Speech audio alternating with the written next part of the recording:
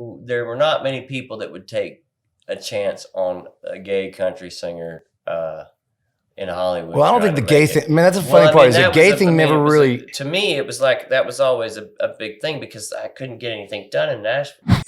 I've talked about this with him before, so it's not like I'm speaking out of turn, but like for him to step out of his own shadow and really dive into somebody else's art. Yeah. Oh, don't think that it wasn't totally turned by his hands. That was a real hard.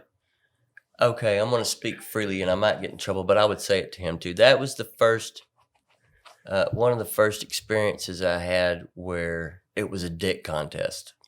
Wasn't too long after that, I was driving down the road, and I was stopped at a red light, and I looked over, and there was Keith Gattis.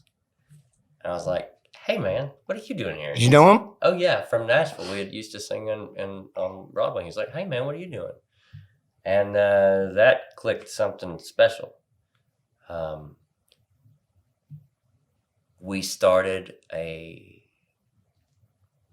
honky-tonk night in Hollywood called Eastbound and Down. Oh. I mean, it was badass. You'd look down, and Vince Vaughn and Katie Lang and Dwight and you know, these were Lucinda. It was like they were all, we were having a ball. So he decided he wanted to make a record on me. And Keith borrowed $30,000 from this lady who said she would fund the record if we would let her record the experience. So that was Margot. Margot started doing a documentary that's still in the making. And Gattis produced that record on me. And which is fantastic. Like, it's a great record. You know, there were not many people that would take a chance on a gay country singer in Hollywood. Well, I don't think the gay thing, man, that's the funny part, is the gay thing never really... To me, it was like, that was always a big thing because I couldn't get anything done in Nashville, you know what I mean? But when I came to Hollywood, all of a sudden, we had free reign and nobody cared, you know what I mean? Because, I mean, we lived our lives. And so it was a very freeing thing to be able to be yourself out somewhere and not have people give you shit for it, you know? Yeah. I was writing songs and I was accepted and I was able to breathe and be born. You know, a lot of people think those songs on that first record are about love relationships like Her. That's clearly about Shelby Lynn, right. But people can't separate themselves from the need to think that we were sex partners because the song is a love song. Right. I loved her. You still do? Yeah, we are very, very good friends. I love her. I'll love my friends till the day I die. If you get yourself a place in my heart, you usually always have one, except for maybe a couple. When I made Electric with Frank, and it might be just revisionist on my part, but I feel like your record influenced what I was doing. And maybe I hadn't heard it yet, but it feels to me like it was in the same vein. It was. We did it in 2002, so. I mean, it was a couple of years until we had got it to where I'm not sure. It didn't make a splash? Like it didn't? Well, I mean, some places it did. I mean, it didn't have any promotion because by the time it came out Republic? On Republic, yeah, by the time it came out, I was already fucked up and so I couldn't work it really. I did some dates with Pat. You know, but that didn't. And he recorded one of those songs, didn't he? No, I wrote a couple of songs on his album, Wave on Wave, and I did all the harmonies. That's what got me into Republic. I remember he was way into it. Yeah, he loved that record. He really had a lot to do with me getting that deal. As a matter of fact, he was the one who said, you know, I was in New York playing a show with Willie.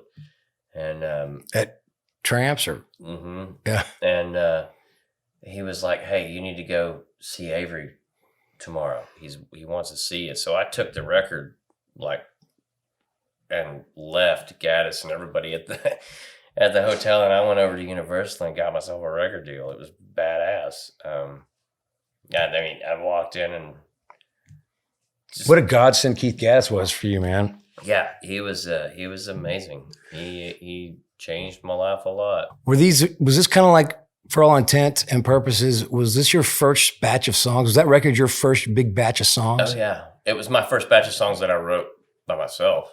Yeah. That's pretty incredible, man. Co-writing with some other folks, but these were my thoughts and my things, and you had no idea at that point that Gattis hates everything. No, and he doesn't really look out of his own shadow a lot. Dude, he just loved me. He took me under his wing, and man, we were best buddies. I just love it that Gattis, as talented as he is, I've talked about this with him before, so it's not like I'm speaking out of turn, but like for him to step out of his own shadow and really dive into somebody else's art. Yeah. Oh, don't think that it wasn't totally turned by his hands. That was a real hard. Okay, I'm going to speak freely, and I might get in trouble, but I would say it to him too. That was the first, one of the first experiences I had where, it was a dick contest, you know, and there were several times when we fought, and there were several times when he threatened to pull the plug if I didn't fucking get my act together and blah, blah, blah, blah. You know what I mean? There was a lot of that. And well, I can see him doing that because in his mind, he's like, I'm taking time out of being boss. Keith Gattis to work with you. But he got a great record. Fuck, so yes, he did, man. It was, you know, I'll never be able to thank him enough for that. He killed it. And you did too. But there's honey, listen, that record was all him. I had nothing to do with that record except for showing up and writing the songs and then like singing them like 800 times. He comped all his vocals? All of it. That must have been hard. Having not made records before, he probably didn't understand what that was. Because I had watched my mom for years. Mama did not understand while we were making that record. She died before that record came out. And but she got to hear it when we finished, and she fucking destroyed me because she hated it. Oh, no. Oh, yeah. She was like, you've been fucking recording an album for 6 months, and this is what you got. She didn't understand it. No, because she was like, yeah, I mean, she could record 17 albums in 6 months, you know? So did you like it when it came out? Or did you believe your mom? No. I didn't. Well, it was hard for me to listen to because I like those. That wasn't the way I sang those songs. Mm-hmm. I didn't write those songs that way. That was another one. That was a huge argument. Was fucking one day I came in and I was like, I wrote the song this way. He's like, you didn't write the song that way. And I was like, yeah, I wrote the song that way. Remember? It's funny though, man, because you probably didn't know much about why it's important to have those tight arrangements. Mm-mm. And I've told you this before when we've talked about this, where I go, who helped you arrange that? Because I've heard rough vocals of some of your songs. And while I absolutely love them and see the brilliance in them, sometimes they're really long. Oh, yeah. And I'm like, yeah, get to come it. on, where are we going with this? Because my attention span gets cracked up. And then when I hear the records, I go, God, I'm so glad he's got a great editor.